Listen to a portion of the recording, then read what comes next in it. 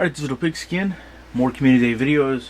Want to talk about Madden 12 players defensively reacting when the ball gets thrown. More importantly, and this is something I really just picked up on analyzing this game for the past few days, players on the defense go to where the ball is going to be thrown.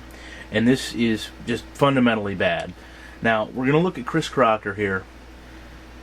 As always, I always show you the full play. But now let's go back and take a look at a few things here. I want to go back. I want to look at when this ball gets thrown. And then we're going to take a look at how this defense reacts. Now the ball just got thrown.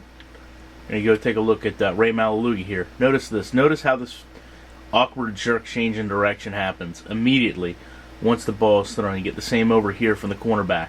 I mean, it's almost like they have a sense of when this ball is thrown. Now, when we go back over to Chris Crocker and take a look here again, you can see when the ball is thrown. Now, because he's so far back in the field, he doesn't have that kind of jerky angle running. But the problem is, when we zone up here, you can see, if I were to draw a straight line, he is going right to where that ball is thrown. Now, the issue with this is, I'm fine with defenders in front of the pass playing the ball. That's how it should be. But anybody back behind, your safeties and stuff, they need to be playing the receiver. Because what actually happens is here, there is no excuse. He is in front of Kelly Washington. There is no excuse that this should be a tackle that's done from behind. I mean, he should be able to come up and either dive at this pass or possibly deflect it or make a big hit. But instead, because he is simply running to where the ball is, when this ball gets thrown back behind, he's actually left in terrible position to make a tackle or make a play on the ball. So, this is something I'm going to do another example of, but it's something I want you guys to start looking for in this game.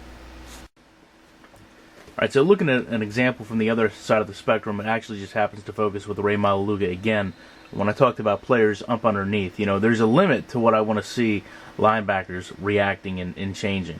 So the first thing I want you to notice is when the ball gets thrown, we'll go back here and show the ball get thrown, Malaluga reacts almost immediately in changing direction. This is actually the same exact animation he did in the last play.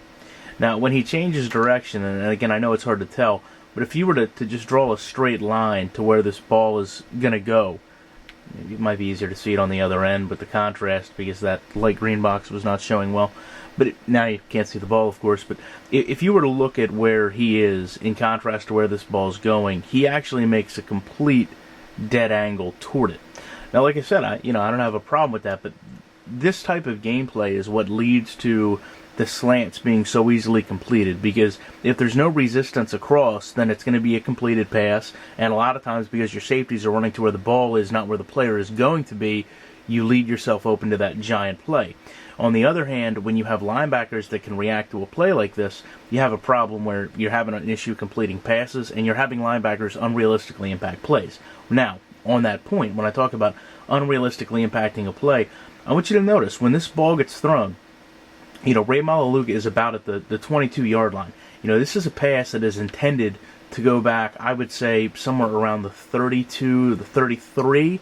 You should not have a linebacker, whether this is zone, although it is, or man, you should not have a linebacker be able to impact a pass that's intended 10 yards behind him. I don't know if that's a quarterback issue in this game, being able to loft a pass. This was, the computer doing this, like I said, but, this is just not a realistic outcome either way. And like I said, you look at this problem, the way these players quickly adjust and the angle they abruptly take to the ball, it leads to issues both underneath and over the top on defense. So again, something I think you guys maybe want to start looking at a little closer when you're playing your games, but definitely something I would like to see addressed in terms of the realistic aspect of this game and the way the defense is going to play out throughout the entire outcome of a play.